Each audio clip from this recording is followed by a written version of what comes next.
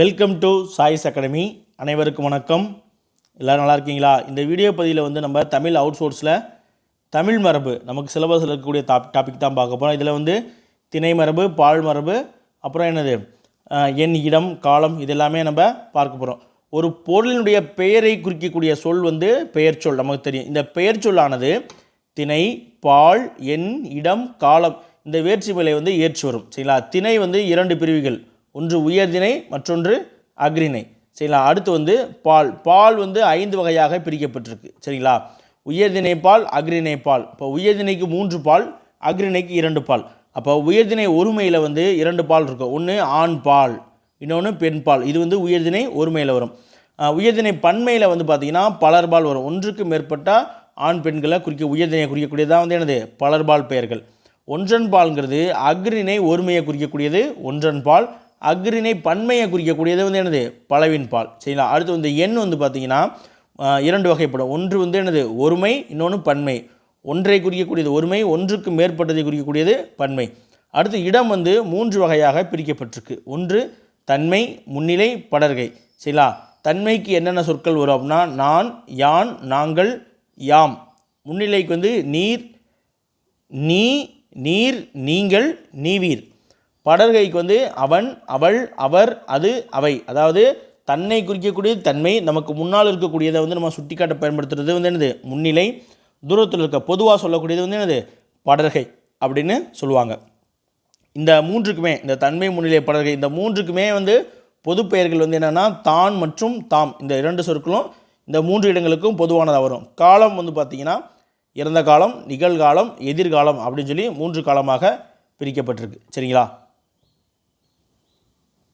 இப்போ ஒரு சொல் கொடுத்துருக்காங்க. அந்த ஒரு சொல்லே வந்து என்னென்ன உணர்த்துது அப்படிங்கிறத பார்க்கலாம். உண்டான் அப்படின்ற ஒரு சொல் கொடுத்துருக்காங்க. இதை வந்து பகுபதம்னுவாங்க. அதாவது ஒரு சொல்லை தனித்தனியாக பகுக்க முடியும்னா பகுபதம்னுவாங்க.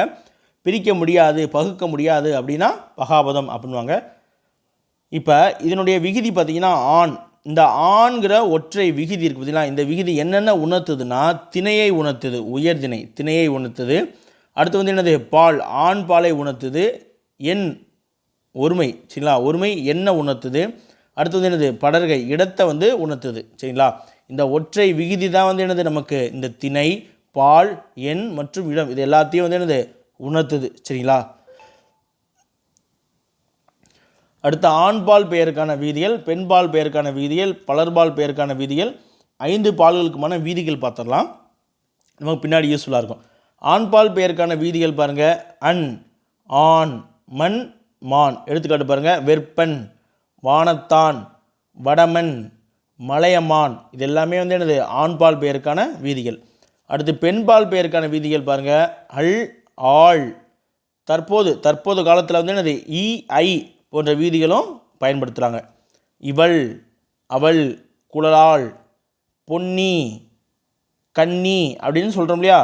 அடுத்து என்னது கோதை, நண்பா, நண்பின்னு சொல்கிறாங்களே, ஈ வருதா, நண்பா, நண்பி.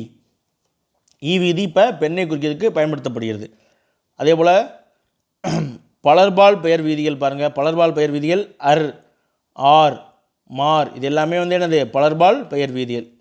மறவர், ஓதுவார், தேவிமார். சரிங்களா? இதெல்லாம் என்னது பன்மை. மறவர்னா பன்மை, ஓதுவார்னா பன்மை, ஒருவரை குறிக்கலை.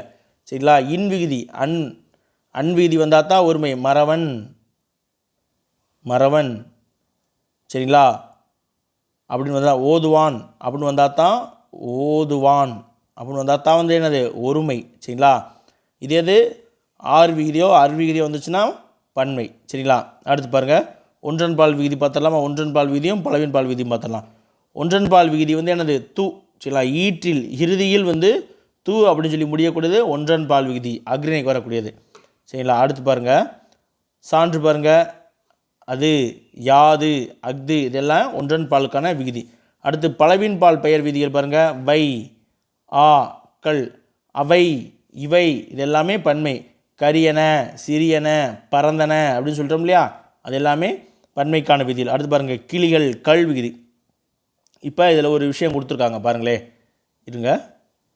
பன்மையை குறிக்கிறதற்கு பெயரோடு சேர்க்கப்படக்கூடிய கல் விகுதி வந்து என்னது உயர்திணை பன்மை பெயர்களோடும் அக்ரிணை பெண்மை பெயர்களோடும் சேர்க்கப்படுகிறது. ஆனால் அக்ரிணை பன்மை பெயர்களோடு தான் வந்து சேர்ந்து வரணும். சரிங்களா? உயர்திணையிலே வந்து நம்ம பார்க்கும் பொழுதே பாருங்களேன், உயர்திணையிலேருந்து அர்விகுதி மற்றும் ஆர் விகுதியே வந்து அப்புறம் மாறு விகுதி, இதுவே வந்து என்னது பன்மையை குறித்து காட்டுற மாதிரி வந்துடும். அக்ரிணைக்கு தான் வந்து நம்ம பெரும்பாலும் கல் விகுதி சேர்க்குற மாதிரி வரும். சில இடங்களில் மட்டும் உயர்திணைக்கு கல் விகுதி நம்ம இந்த இடத்துல பயன்படுத்தியிருப்பாங்க. சரிங்களா? பாருங்கள், அதுதான் வந்து இங்கே சொல்லியிருக்காங்க. என்னது, நாம் இவை, இந்த சொற்களே வந்து என்னது பன்மையை குறிக்கும். இவைன்ற சொல்லே வந்து என்னது, இந்த சொல்லே பன்மையை குறிக்கும்.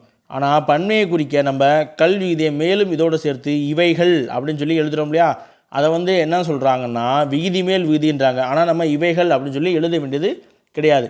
இப்போ நாங்கள்னு சொல்கிறோம், நாம் குட்டல் கல், நாம்ங்கிறதே பன்மை. அதே போல் அவர்கள்னு சொல்கிறோம், அவர் குட்டல் கல், அவருங்கிறதே பன்மை. இந்த இடங்களில் தான் வந்து நம்ம உயர்திணை பன்மையில் இந்த கல் விகுதியை பயன்படுத்துகிறோம். சரிங்களா? அடுத்து பாருங்கள், திணை.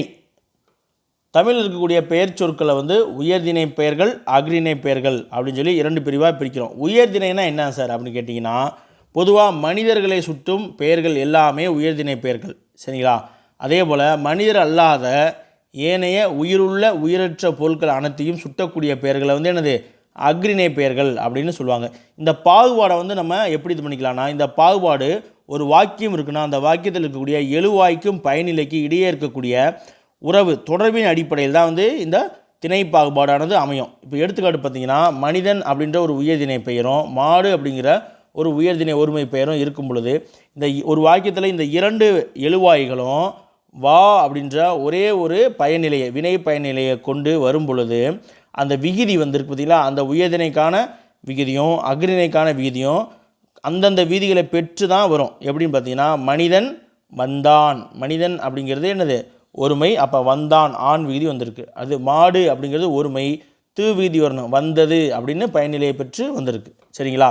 அடுத்து பார்த்தீங்கன்னா, இந்த 2க்கு உயர்திணைக்கும் அக்ரிணைக்கும் பொதுவாக வரக்கூடிய சொல் எது அப்படின்னு பார்த்தீங்கன்னா, குழந்தை, சூரியன்.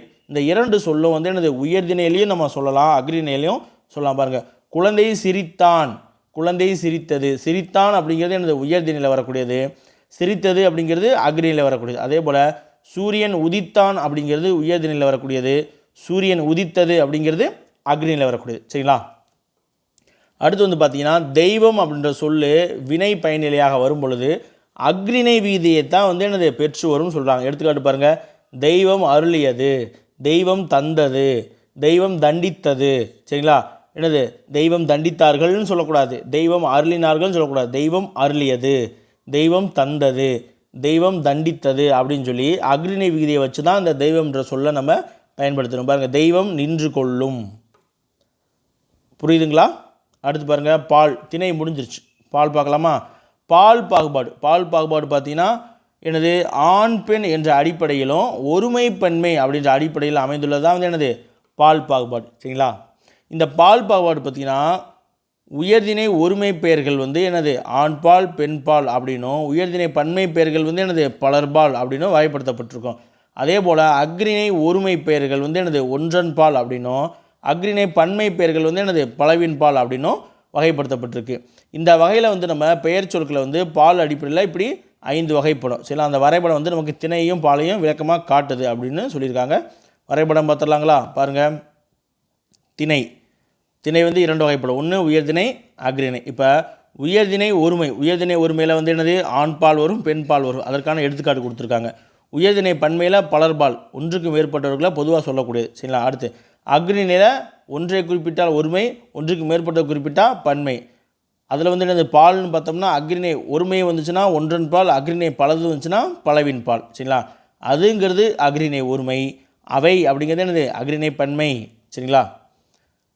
அதாவது அது அப்படிங்கிறது என்னது ஒன்றன் பால், அவை அப்படிங்கிறது பலவின் பால். இப்போ மாடு அப்படிங்கிறது என்னது ஒன்றன் பால், மாடுகள் அப்படிங்கிறது பலவின் பால். சரிங்களா?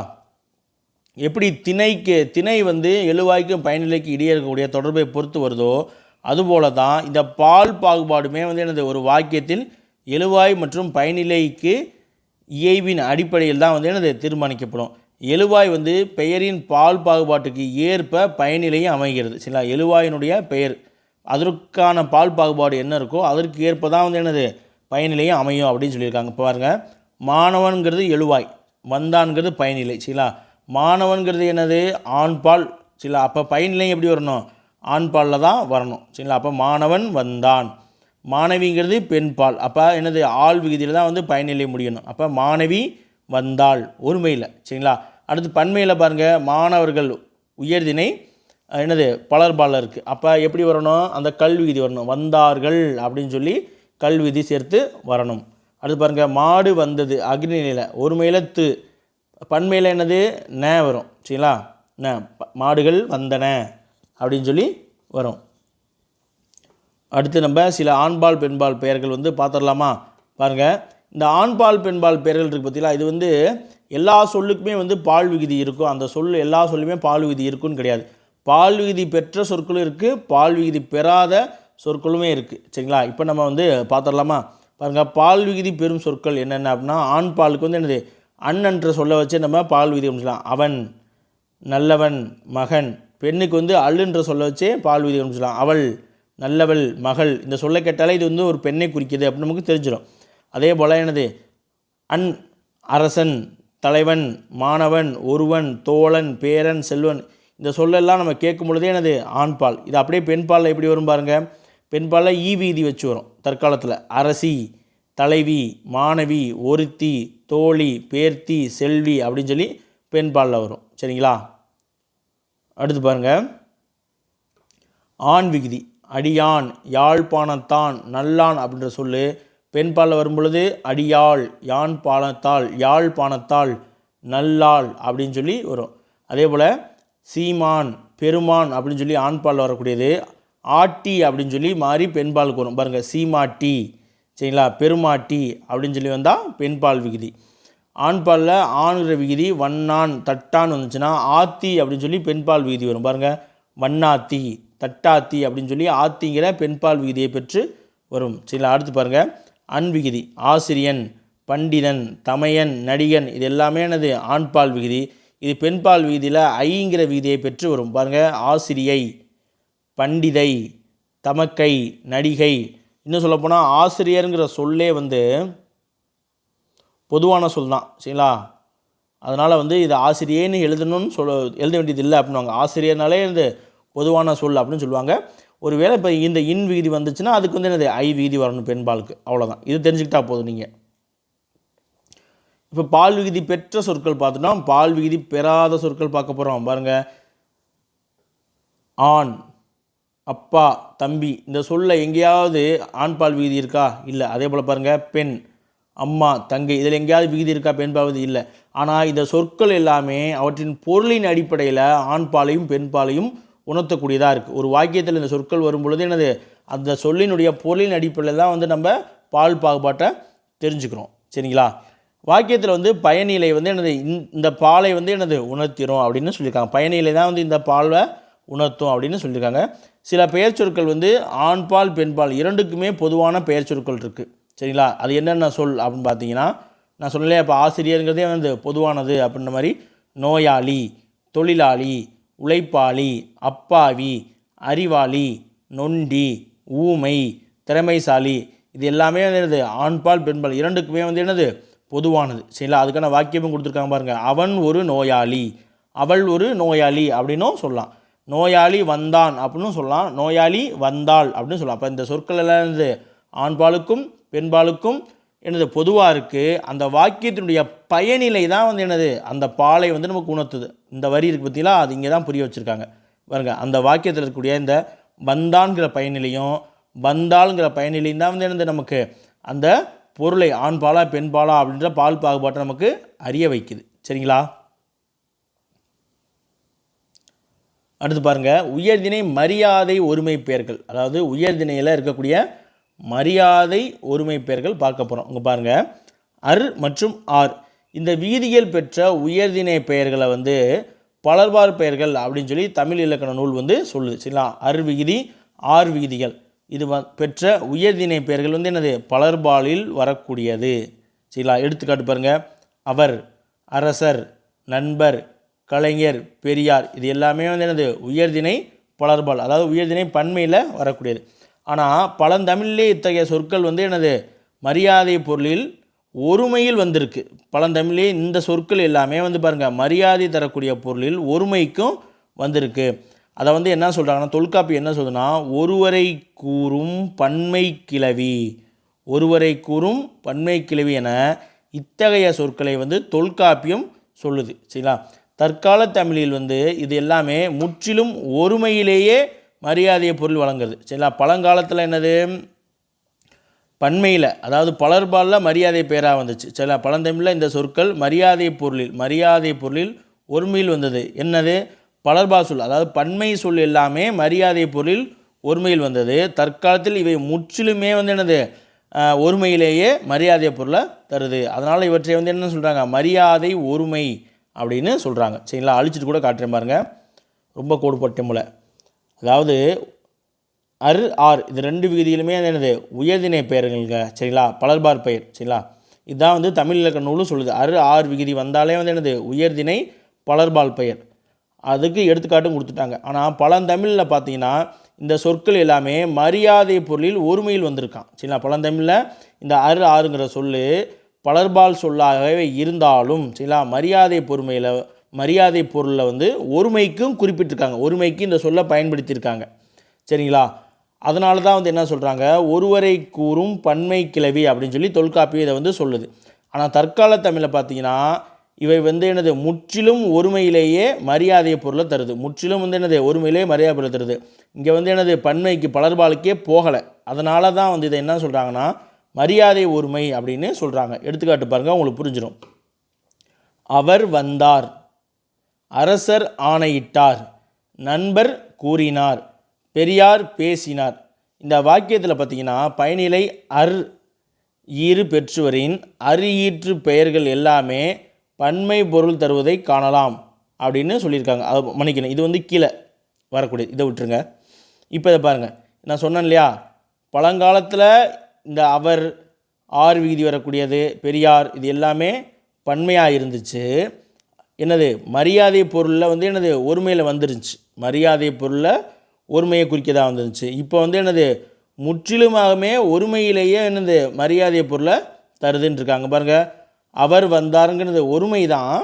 ஆனால் என்னது மரியாதைக்காக நம்ம அவருங்கிறத பயன்படுத்துகிறோம், அந்த விகுதியை பயன்படுத்துகிறோம். சரிங்களா? அதே போல் கூறினார் அப்படிங்கிறது என்னது மரியாதைக்காக ஒருமையில் இருந்தாலும் அந்த விகுதியை பயன்படுத்துகிறோம். சரிங்களா? ஆணையிட்டாருங்கிற அந்த விகுதியை மரியாதைக்காக ஒருமைக்கு பயன்படுத்துகிறோம், பன்மைக்கு பயன்படுத்தாமல் அரசர்கள் அப்படின்னாம அரசர் ஒருவருக்கு அந்த ஒரு அரசருக்காக மரியாதைக்காக ஆணையிட்டார் அப்படின்ற ஆணையிட்டான் அப்படின்னா மரியாதை இன்மையாக போயிடும்.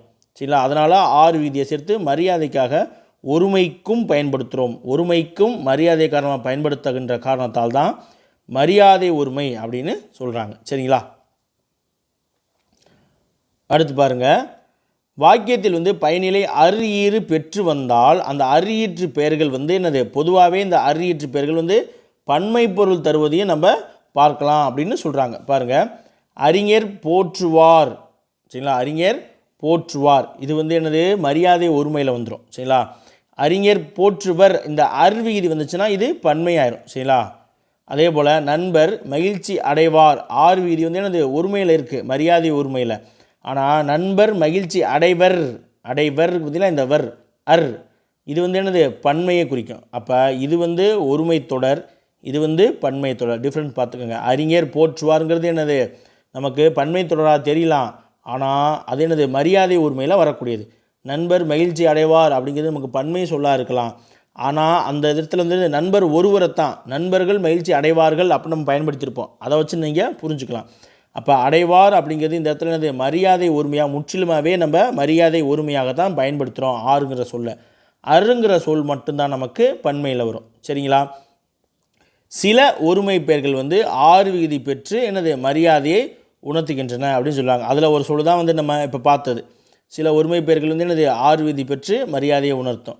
பாருங்கள், தாயார், தந்தையார், மாமனார், மாமியார். சரிங்களா? இதெல்லாமே என்னது விகுதி, ஆனால் மரியாதையை உணர்த்தக்கூடியது.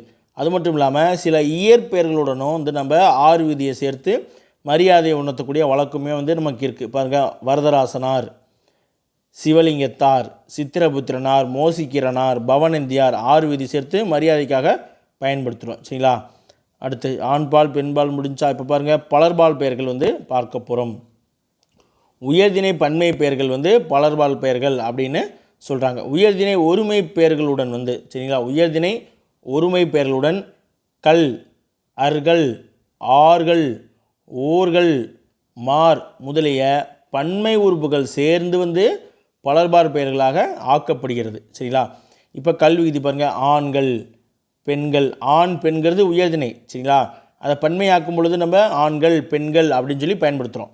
சிநேகிதிகள், மாணவிகள், மக்கள் சரிங்களா, தொழிலாளிகள், கூலியாட்கள், பையன்கள் அப்படின்னு சொல்லி நம்ம பன்மைக்கு பயன்படுத்துகிறோம். மக்கள்ங்கிறது என்னது, பொதுவாக எல்லாத்தையும் தானே குறிப்பிடுது, பலர்பால். அடுத்து பாருங்கள் அர்கள் சரிங்களா, அர்கள் விகுதி பெறக்கூடிய பெயர்கள் என்னென்ன அப்படின்னு பார்த்தீங்கன்னா அவர்கள், அரசர்கள், நண்பர்கள், மனிதர்கள், மாணவர்கள், சிறுவர்கள், பெரியவர்கள், அறிஞர்கள், கலைஞர்கள், நல்லவர்கள், வறியவர்கள். நம்ம ஏற்கனவே பார்த்தோம் இல்லையா, கலைஞர், பெரியவர் இதெல்லாமே என்னது மரியாதை ஒருமையாக போயிடுச்சு.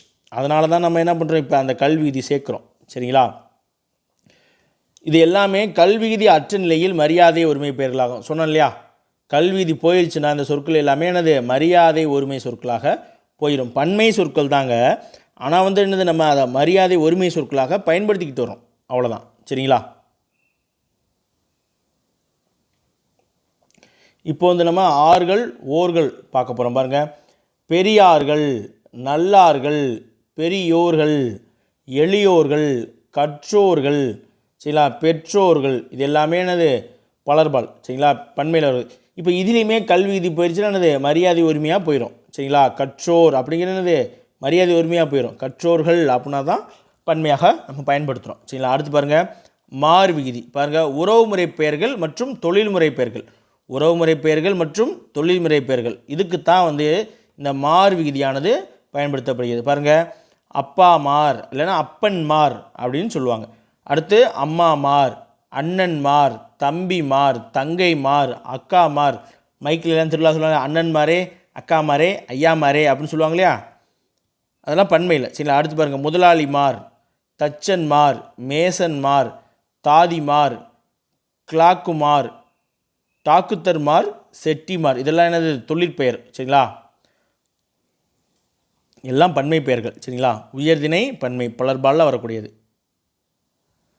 அடுத்து பாருங்கள் அர்விகுதி. அர்விகுதி பெறக்கூடிய பலர்பால் பெயர்கள் என்னென்னு பாருங்கள்.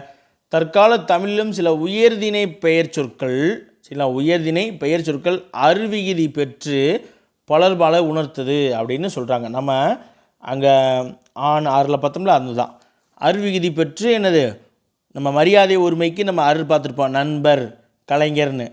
ஆனாலும் சில அர்விகுதி சொற்கள் வந்து என்னது பலர்பாலை உணர்த்தும். அது எந்தெந்த சொல்ல நீங்கள் பார்த்துட்டிங்கன்னா உங்களுக்கு டிஃப்ரென்ஷியேஷன் புரிஞ்சிடும். சரிங்களா, நீங்கள் அதை தான் தெரிஞ்சுக்கணும். எண்ணு பெயர் அடியாக பிறக்கக்கூடிய உயர்திணை பெயர்கள் பாருங்கள் இருவர் அர்விகுதியா, மூவர், ஐவர், எண்மர், பலர், சிலர் இது எல்லாமே என்னது பலர்பாலை குறிக்கக்கூடியது, ஆனால் அர்விகுதி. சரிங்களா, அடுத்து பாருங்கள் சபை, சங்கம், மன்றம் போன்ற பலர் இணையும் நிறுவன பெயர்களுடன் இணைந்து வரக்கூடிய அரியீற்று பெயர்கள் பலர்பால் உணர்த்துகின்றன அப்படின்னு சொல்லியிருக்காங்க. பாருங்கள் அறிஞர் சபை.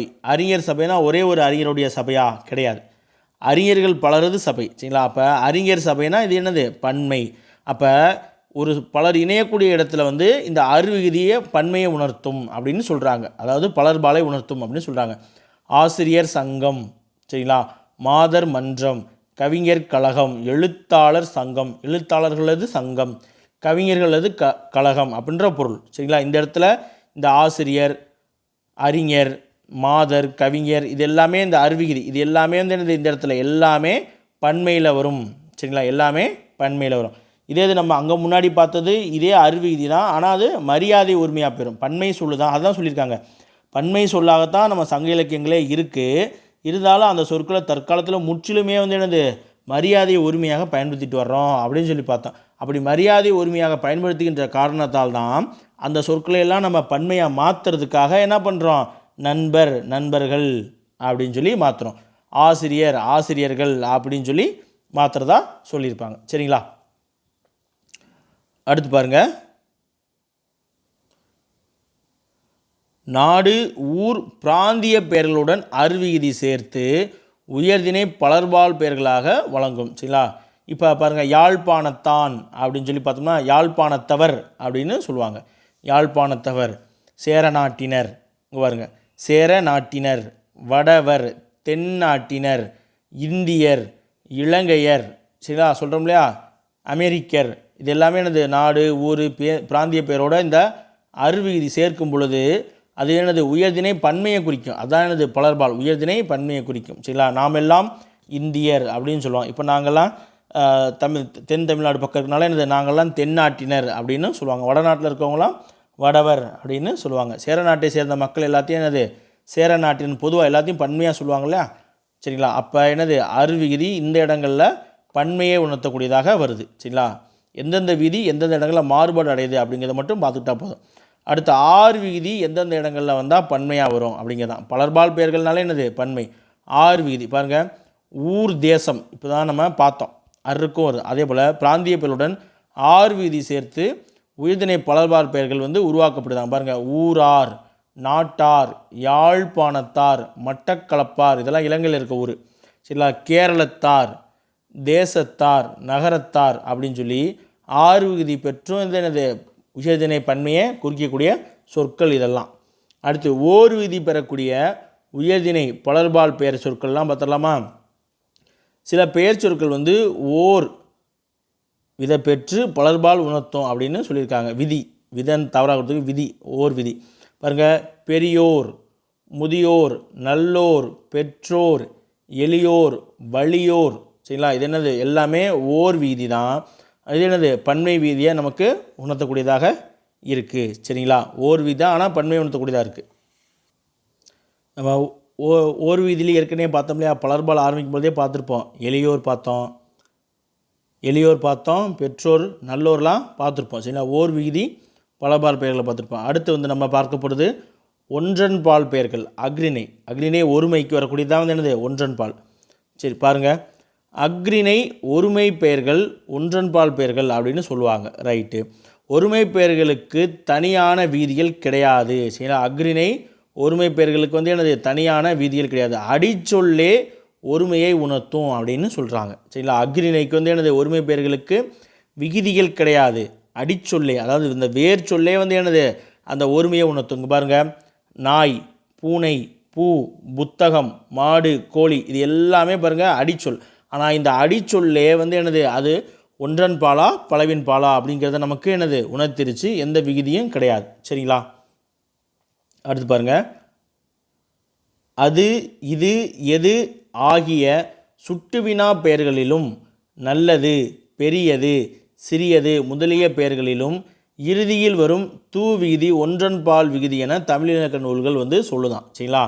அது, இது, எது, அப்புறம் நல்லது, பெரியது, சிறியது, கெட்டது முதலிய பெயர்களும் இறுதியில் வரக்கூடிய தூ விகுதியை என்னது ஒன்றன்பால் விகுதி அப்படின்னு சொல்லி தமிழ் இலக்கணம் சொல்லுது. சரிங்களா? அடுத்து நம்ம என்னது ஒன்றன்பால் விகுதியும் முடிஞ்சிருச்சு. அடுத்து நம்ம பலவின் பால். சரிங்களா? அக்ரிணை பன்மைக்குரிய பலவின் பால் பார்க்க போகிறோம். அக்ரிணை பன்மை பெயர்கள் பலவின் பால் பெயர்கள் அப்படின்னு சொல்கிறாங்க.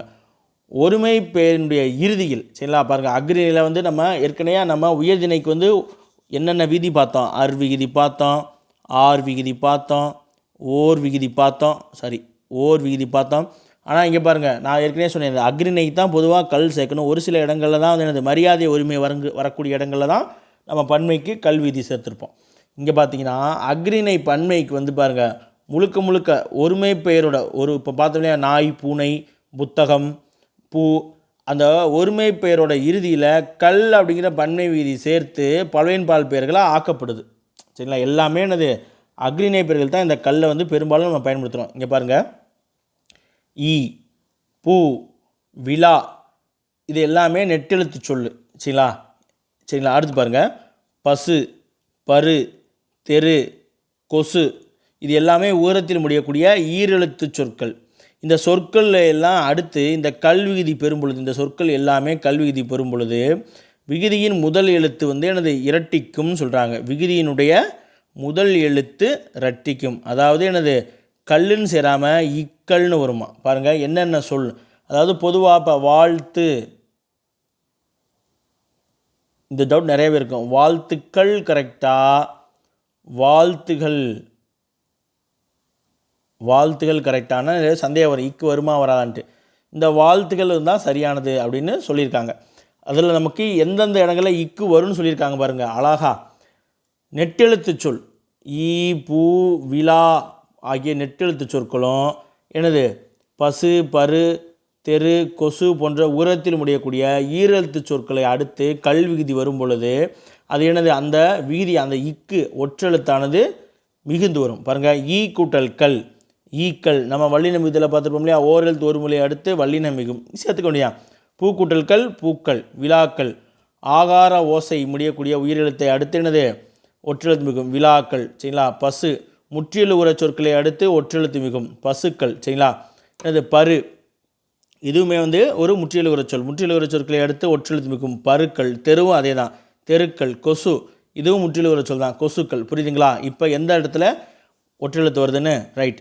அடுத்து ஏனைய அக்ரிணை பெயர்களுடன் கல் விகுதி சேரும் பொழுது வல்லினம் மிகாதுன்னு சொல்லியிருக்காங்க. இந்த எழுத்துக்கள் மட்டும்தான் பாருங்கள்.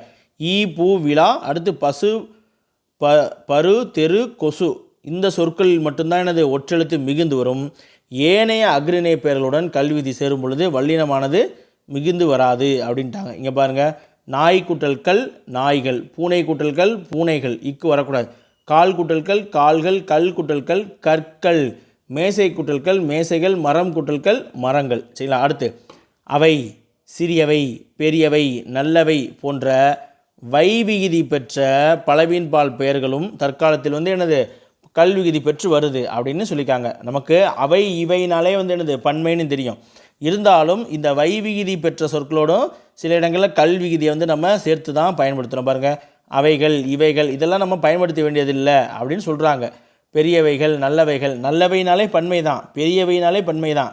பெரியது பெரியவை, நல்லது நல்லவை, அது அவை, இது இவை, அவ்வளோதான் சரிங்களா. இருந்தாலும் இப்படி பயன்படுத்துகிறாங்கன்னு சொல்கிறாங்க. இது மாதிரி தேவையில்லைங்கிறதையும் நம்ம இதே புத்தகத்தில் முன்னாடி பார்த்துட்டோம். பாருங்கள். வன்தொடர் குற்றியலுகுற ஈற்று அக்ரிணை பெயர்களுடன் வன்தொடர் குற்றியலுகுரத்தை இறுதியாக கொண்ட அக்ரிணை பெயர்களுடன் இந்த கல் விகுதி சேரும் பொழுது வல்லினம் மிக எழுவது என்று பெருவழக்காக இருக்குது. இப்போதைக்கு பெருவழக்காக இருக்குது, வல்லினம் மிகுந்து வர்றது அப்படின்னு சொல்கிறாங்க. அதாவது வன்தொடர் குற்றியலுகுரம். வன்தொடர் குற்றியலுகுரம் என்னது பட்டு கூட்டல் துணி மன்னிக்கணும் பட்டு கூட்டல் கல் சரி விடுங்க. இதற்கு எக்ஸாம்பிளே பார்த்துடலாம். பாருங்கள். எழுத்து கூட்டல் கல். எழுத்துங்கிறது வன்தொடர் குற்றியலுகரம். வன்தொடர் குற்றியலும் சொல்லியிருப்பேன். என்னது வல்லின உகரத்துக்கு முன்னாடி வல்லின மெய்யெழுத்து வந்தால் அது வன்தொடர் குற்றியலுகரம். அப்போ இந்த இடத்துல என்னது ஒற்றெழுத்து மிகுந்து வரணுங்கிறாங்க. எழுத்து கூட்டல் கல் எழுத்துக்கள். பூட்டுங்கிறது ஒரு வன்தொடர் குற்றியலுகர சொல். பூட்டு கூட்டல் கல் பூட்டுக்கள் சரிங்களா. அடுத்து பாருங்கள். சிலர் வந்து என்ன பண்ணுறாங்க, இந்த சொற்கள் எல்லாத்தையும் இந்த பூட்டுக்கள் எழுத்துக்கள் இதெல்லாம் வந்து என்னது வல்லினம் மிகாமல் எழுத்துக்கள் பூட்டுகள் என்றே எழுதுகிறாங்க. இரண்டுமே வந்து என்னது தவறு இல்லை அப்படின்னு சொல்கிறாங்க. இருந்தாலும் இரண்டாவது முறையை பின்பற்றி வல்லினம் மிகாமல் எழுதுவது தான் இயல்பாக தோன்றுகிறது. அதனால தான் நான் சொன்னேன் இல்லையா, வாழ்த்துகள் வாழ்த்துகள் எழுத்துகள் அப்படின்னு சொல்லி நம்ம வல்லினம் மிகாமல் எழுதுறது தான் வந்து என்னது இயல்பானதாக இருக்குது அப்படின்னு சொல்லியிருக்காங்க. இந்த நூல்லையே நம்ம படிச்சுட்டு இருக்க இந்த நூல்லையுமே வந்து என்னது இரண்டாவது முறை தான் வந்து பின்பற்றியிருக்காங்க சரிங்களா. அடுத்து பாருங்கள். பன்மையில் வழங்கக்கூடிய ஒருமை பெயர்கள். பன்மையில் வழங்கக்கூடிய ஒருமை பெயர்கள் பார்த்துடலாமா.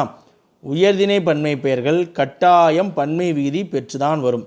உயர்திணையில் இருக்கக்கூடிய பன்மை பெயர்கள் எல்லாமே வந்து என்னது கட்டாயம் பன்மை விதி பெற்று வரும். பாருங்கள். ஒரு மனிதன், இரண்டு மனிதர்கள் சரிங்களா. உயர்திணை பன்மை பெயர்கள் வந்து என்னது கண்டிப்பாக கல் அப்படின்ற பன்மை விதி பெற்று வருது சரிங்களா. அடுத்து பாருங்கள். ஒரு ஆண் இரண்டு ஆண்கள், ஒரு மாணவன் இரண்டு மாணவர்கள், ஒரு மாணவி இரண்டு மாணவிகள். இதில் பாருங்கள். இரண்டு மனிதன் இரண்டு ஆண்கள் இரண்டு மாணவன் மன்னிக்கணும் இரண்டு மனிதன் இரண்டு ஆண் இரண்டு மாணவன் இரண்டு மாணவி அப்படின்னு சொல்லி நம்ம எழுதுவதில்லை. இருந்தாலும் அக்ரிணை பன்மை பெயர்கள் இவ்வாறு பன்மை விகுதி பெறுவது கட்டாயம் கிடையாது. ஆனால் உயர்திணை பன்மை வந்து என்னது பன்மை விகுதி பெற்று தான் வரணும். அக்ரிணைக்கு வந்து என்னது பன்மை விகுதி பெற வேண்டியதில்லை. பாருங்கள். 1 ரூபாய். 10 ரூபாய் அப்படின்னா இது பன்மை சரிங்களா. 1 தேங்காய். 100 தேங்காய்னாலே பன்மை. 10 ரூபாய்கள் போடக்கூடாது. 10 ரூபாய்கள் போடக்கூடாது. ஏன்னா 10நாலே அங்கே பன்மை ஆயிடுச்சு. அதாவது உயர்திணைக்கு தான் வந்து நம்ம கல்விகுதி சேர்க்கணுமே தவிர அக்ரிணைக்கு கல்விகுதி சேர்க்க வேண்டாம் அப்படிங்கிறாங்க. அதான் வந்து இங்கே சொல்லியிருக்காங்க பாருங்கள். 100 தேங்காய் அப்படின்னாலே அது பன்மை. 100 தேங்காய்கள் போட வேண்டியதில்லை. ஆனால் 2 ஆண்கள் போடணும் சரிங்களா. 2 ஆண் போட்டால் ஒருமை, 2 ஆண்கள் போட்டால் பன்மை சரிங்களா. 2 ஆண் அப்படின்னு சொல்லி நம்ம எழுத மாட்டோம். கல்வி விதி சேர்த்து தான் எழுதணும்.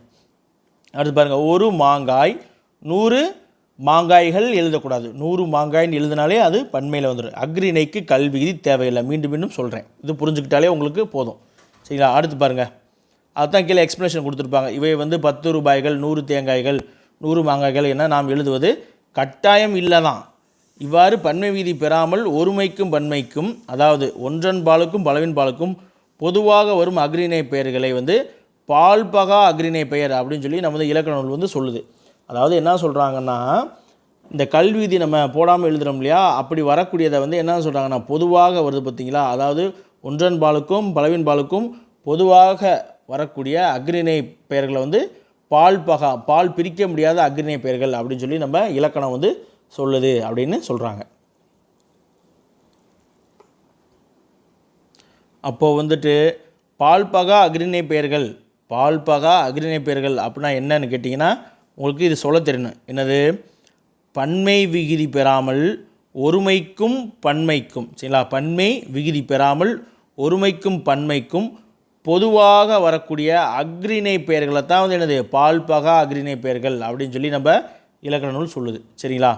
அடுத்து எண் பார்த்துடலாமா. எண் வந்து என்னது? ஒருமை பன்மை, அவ்வளோதான். ஒருமை பெயர் சொற்கள் எண் உணர்த்தல், ஒருமை பன்மை என்ற அடிப்படையில் பெயர் சொற்களை வந்து வகைப்படுத்துதல் எண் அப்படின்னு சொல்கிறாங்க. ஒன்றை குறிக்கும் பெயர், ஒன்றை குறிக்கும் பெயர் ஒருமை, ஒன்றுக்கு அதிகமானவற்றை குறிப்பது பன்மை. தமிழில் வந்து திணை, பால், எண் ஆகிய பாகுபாடுகள் ஒன்றோடு ஒன்று வந்து என்னது கலந்துருக்கு சரிங்களா. பால் பாகுபாடு பற்றிய பகுதியிலே வந்து நம்ம இந்த விஷயத்த சொல்லிட்டோம். பெயருக்கும் வினைக்கும் இடையில் உள்ள உறவின் அடிப்படையிலேயே இந்த பாகுபாடுகள் வந்து அமைஞ்சிருக்கு சரிங்களா. பெயருக்கும் வினைக்கும், அதாவது என்னது எழுவாய்க்கும் பயனிலைக்கு இடையே இருக்கக்கூடிய உறவின் அடிப்படையில் தான் வந்து என்னது இந்த திணை, பால், எண் பாகுபாடுலாம் அமைந்திருக்கு. ஒருமை பன்மை பெயர்கள் திணை, பால் அடிப்படையில் வினையுடன் வெவ்வேறு வகையில் இயைபு கொள்ளுது. இயைபுன்னா என்னது? தொடர்பு கொள்ளுது சரிங்களா. அதாவது எண் வந்து எப்படி சொல்கிறாங்கன்னா, இந்த எண் வந்து ஒருமை பன்மை பெயர்கள் திணைப்பால் அடிப்படையில், திணை மற்றும் பாலினுடைய அடிப்படையில் வினையுடன் வந்து என்னது வெவ்வேறு வகையில் வந்து தொடர்பை கொண்டிருக்கு அப்படின்னு சொல்லி கொடுத்துருக்காங்க. உயர்திணை ஆண்பால் பாருங்கள். உயர்திணை ஆண்பால் பெண்பால் கொடுத்துருக்காங்க. உயர்திணை ஆண்பால்னா என்னது? அவன் வந்தான். உயர்திணை பெண்பால்னா அவள் வந்தாள். இது ரெண்டுமே வந்து என்னது? ஒருமை சரிங்களா. அடுத்து பாருங்கள். அக்ரிணை ஒன்றன் பால், அக்ரிணை ஒன்றன் பால்னாலே என்னது? ஒருமை தான். அது வந்தது, இதுவுமே வந்து ஒருமையில் வந்துடும். அடுத்து பன்மை பார்த்துடலாமா. உயர்திணை பலர்பாலும் அக்ரிணை பலவின் பாலும் வந்து என்னது? பன்மை. இங்கே பாருங்கள். அவர்கள் வந்தார்கள், அவை வந்தன, இது ரெண்டுமே பன்மை. அவர் அப்படின்னாலே அது பன்மை தான், ஆனால் அது மரியாதை ஒருமையாக போயிடும். அதனால தான் வந்து நம்ம அவர்கள் அப்படின்ற கல்விதி சேர்க்கிறோம் சரிங்களா. இப்போ உங்களுக்கு கிளியராகவே புரிஞ்சிடும். அதை நம்ம அப்பப்போ ஞாபகப்படுத்தினா தான் நமக்கு ஞாபகம் வரும் சரிங்களா. அவருங்கிறது தனியாக வந்தால் பன்மை தாங்க, ஆனால் அது மரியாதை ஒருமையாகவும் போயிடும் சரிங்களா. அடுத்து இதில் பார்த்தீங்கன்னா பாருங்கள். திணை, பால், எண் பாகுபாடு சரிங்களா. திணை, பால், எண் பாகுபாடு வாக்கிய அமைப்பில் வெவ்வேறு வகையில் வெளிப்படுவதால் இவற்றை வந்து நம்ம தனிமைப்படுத்தி நோக்குவது சிரமமாக இருக்கும் அப்படின்னு சொல்லலாம். இதனால தான் தமிழ் இலக்கண ஆசிரியர் வந்து என்ன பண்ணுறாங்க, திணை, பால், எண் ஆகியவற்றை வந்து ஒன்றாக நோக்கி ஐம்பால் பாகுபாட்டை வந்து வகுத்துருக்காங்களாம் சரிங்களா. இது தனித்தனியாக நம்ம வாக்கிய அமைப்பில் வேறுபடுத்தி பார்க்கும்பொழுது கொஞ்சம் கஷ்டமாக இருக்கும். அதனால தான் வந்து என்ன சொல்கிறாங்க, இது எல்லாத்தையும் ஒன்றாக்கி ஐம்பால் பாகுபாட்டை வகுத்துருக்காங்க அப்படின்னு சொல்லியிருக்காங்க. நம்ம ஏற்கனவே பார்த்தோம். ஆண்பால், பெண்பால், ஒன்றன்பால் பெயர்கள் ஒருமை பெயர்கள். அதே போல் பலர்பால் பலவின்பால் பெயர்கள் வந்து பன்மை பெயர்கள். உயர்திணையில் வந்து ஆண் பெண் வேறுபாடு காட்டாது மரியாதையை உணர்த்தும் ஒருமை பெயர்கள் இருக்குது. உயர்திணையில் ஆண் பெண் வேறுபாடு காட்டாமல் மரியாதையை மட்டும் உணர்த்தக்கூடிய ஒருமை பெயர்கள் சரிங்களா. அதுதான் என்னது? அவர். இதனை வந்து என்ன சொல்லுவாங்க? உயர்பால் அப்படின்னு சொல்கிறாங்க. பாருங்கள், புதுசாக ஒன்று. அதாவது உயர்திணையில் ஆண் பெண் வேறுபாடு காட்டாமல் மரியாதையை உணர்த்தக்கூடிய ஒருமை பெயர்களை வந்து என்னது? உயர்பால் அப்படின்னும் சொல்லலாம் அப்படின்னு சில அறிஞர் சொல்கிறதா சொல்கிறாங்க. அடுத்து வந்து நம்ம இறுதியாக இடம் பார்க்க போகிறோம். இதோட இந்த தலைப்பு முடியுது. சரிங்களா? அதுக்கப்புறம் ஒரு எக்ஸாம்பிள் தான் இருக்கும். அதை நீங்கள் படிச்சுட்டா உங்களுக்கு போதுமானதாக இருக்கும். பேசுவோன், கேட்போன், பேசப்படுபொருள் என்பனவற்றின் அடிப்படையில். சரிங்களா? பேசுவோன், கேட்போன், யார் பேசுகிறாங்களோ அவன், யார் கேட்குறாங்களோ அவன், பேசப்படக்கூடிய பொருள் இவற்றினுடைய அடிப்படையில் பெயர் வினை சொற்களில் காணப்படக்கூடிய வேறுபாடு தான் வந்து என்னது இடம் அப்படின்னு சொல்கிறாங்க. பார்த்தீங்களா? இடத்துக்கு டெஃபினிஷன், இடம் அப்படிங்கிறதுக்கான டெஃபினிஷன் பாருங்கள். பேசப்படக்கூடியவன், பேசுபவன், கேட்பவன், பேசப்படக்கூடிய பொருள் இவற்றினுடைய அடிப்படையில் பெயர் வினை சொற்களில் காணப்படக்கூடிய வேறுபாடு தான் வந்து என்னது இடம் அப்படின்னு சொல்கிறாங்க. மூவிட பெயர்கள் பற்றிய பகுதியில் வந்து இந்த விஷயங்கள் வந்து என்னது விளக்கப்பட்டிருக்கு அப்படின்னு சொல்லியிருக்காங்க. பேசுவோனை சுட்டும் பெயர்கள் தன்மை பெயர்கள். சரிங்களா? பேசக்கூடியவனை சுட்டக்கூடிய பெயர்கள் வந்து என்னது தன்மை பெயர்கள் அப்படின்னு சொல்கிறாங்க. கேட்போனை சுட்டும் பெயர்கள் முன்னிலை பெயர்கள். கேட்கக்கூடியவனை சுட்டக்கூடிய பெயர்கள் வந்து என்னது முன்னிலை பெயர்கள் அப்படின்னு சொல்கிறாங்க. பேசப்படும் பொருளை சுட்டும் பெயர்கள் வந்து என்னது படர்கை பெயர்கள் என்று சொல்கிறாங்க. சரிங்களா? இப்போ புரிஞ்சுக்கலாம் உங்களுக்கு. பேசுவோனை சுட்டும் பெயர்கள் தன்மை பெயர்கள், கேட்போனை சுட்டும் பெயர்கள் முன்னிலை பெயர்கள், பேசப்படும் பொருளை சுட்டக்கூடிய பெயர்கள் வந்து என்னது படர்கை பெயர்கள். சரிங்களா?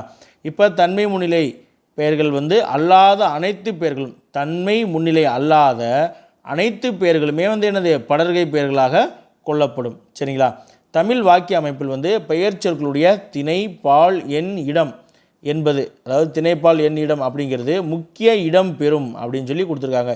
எழுவாய் பெயரினின் திணை, பால், எண், இடம் இவற்றுக்கு ஏற்ப பயனிலையாக வரும் வினைச்சொல்லின் விகிதி அமைய வேண்டியது கட்டாயம் அப்படின்னு சொல்கிறாங்க. அதாவது எழுவாய் பெயருக்கு இருக்கக்கூடிய அதுக்கு உரிய திணை, பால், எண், இடம் இவற்றுக்கு ஏற்ப தான் பயனிலை வரும். நம்ம திணையிலேயே பார்த்துருப்போம், எழுவாயை பொறுத்து தான் பயனிலையே வரும்.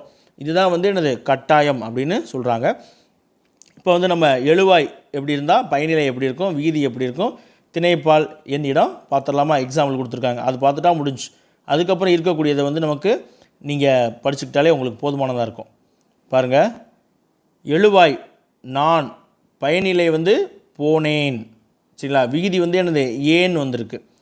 திணைப்பால் வந்து என்னது தன்மை ஒருமை. சரிங்களா? தன்மை ஒருமை. அடுத்து எழுவாய் வந்து என்னது நாங்கள் அப்படின்னு வந்திருந்தா பயனிலை எப்படி வரணும், போனோம் அப்படின்னு சொல்லி வரணும்.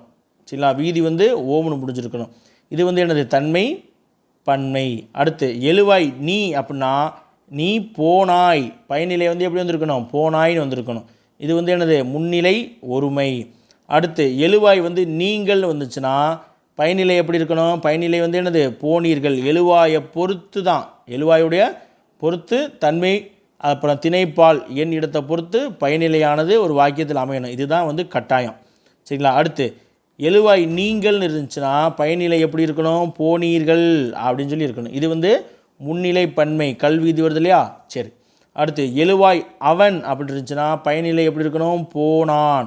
இது வந்து என்னது படர்கை ஆண்பால். சரிங்களா? படர்கை ஆண்பால். அடுத்து எழுவாய் அவள் அப்படின்னு இருந்துச்சுன்னா பயனிலை எப்படி வரணும், போனால்னு வரணும், படர்கை பெண்பால். எழுவாய் அவர் அப்படின்னு இருந்துச்சுன்னா என்னது போனார்னு பயனிலை வரணும். இது வந்து என்னது படர்கை மரியாதை வந்துருச்சுங்களா, படர்கை மரியாதை. அடுத்து எழுவாய் அவர்கள் அப்படின்னு இருந்துச்சுன்னா பயனிலை எப்படி இருக்கணும், போனார்கள், அந்த கல்விதி சேர்ந்து வந்துடணும். அப்போ இது வந்து என்னது படர்கை பலர்பாலில் வரக்கூடியது, படர்கை பலர்பால். அடுத்து எழுவாய் அதுன்னு இருந்துச்சுன்னா பயனிலை எப்படி வந்திருக்கணும், போனதுன்னு வரணும். இது வந்து படர்கை ஒன்றன் பால், படர்கை ஒன்றன் பால். எழுவாய் அவை அப்படின்னு வந்துச்சுன்னா பயனிலை வந்து என்னது போயின, நடந்தன, சென்றன, பறந்தன அப்படின்னு வரணும். இது வந்து என்னது படர்கை பலவின் பால் பெயர். சரிங்களா? இப்போ என்ன சொல்லியிருக்காங்க, மேலே உள்ள வினைச்சொற்களில் இடம்பெறும் வீதிகளை வந்து திணை, பால், எண், இடம் வீதிகள் அப்படின்னு சொல்கிறாங்க. இந்த வீதிகள் இருக்கு பார்த்தீங்களா, ஏன், ஓம், ஆய், ஈர்கள், ஆண், ஆள், ஆர், ஆர்கள், அது, ஆ, இந்த வீதிகள் எல்லாத்தையுமே வந்து என்ன சொல்லுவாங்க, திணை, பால், எண், இட வீதிகள் அப்படின்னு சொல்லுவாங்க.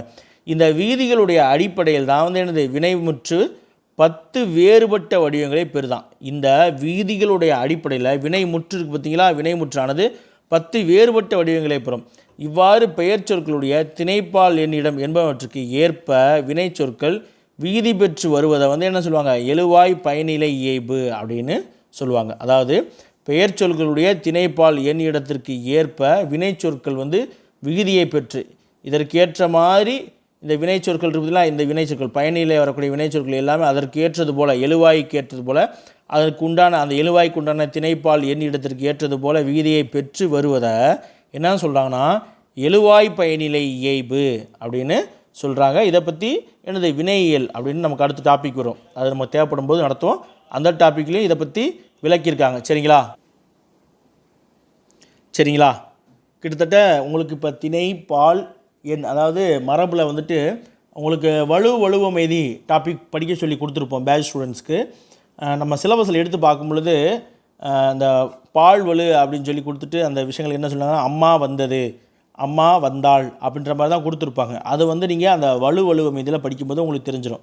பட் அதை தாண்டி திணை பால் எண் இடம் திணை மரபு இதெல்லாம் பார்க்கணும்னா உங்களுக்கு இந்த ஏரியா வந்து உங்களுக்கு புரிதல் ஏற்படுத்தியிருக்கும். இதிலேயே வந்து பார்த்தீங்கன்னா உங்களுக்கு என்னது ஒருமைப்பன்மையும் விளங்கியிருக்கும். சரிங்களா, ஒருமைப்பன்மை விளங்கியிருக்கும்.